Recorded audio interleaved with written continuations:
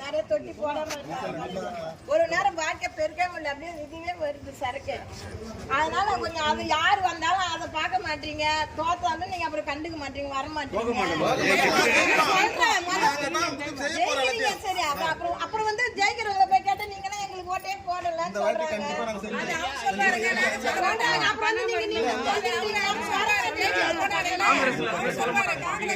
ஒருபோதும் காங்கிரஸ் கட்சி சொல்லாது.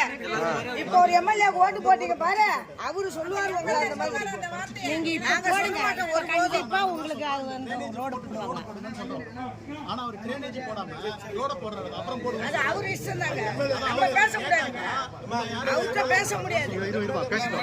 உங்களை யாருங்க கூப்பிடல, நீங்க ஓட்டு போங்கன்னு சொல்றாரு. அவ்வளவுதான். அவரே அந்த ரோட பண்ணிக்கிறாரு. நீங்க இப்ப போடுங்க, கண்டிப்பா ஒரு பொதுமக்களை புடிச்சு தள்ளுறாரு ஒரு சட்டமன்ற உறுப்பினர்.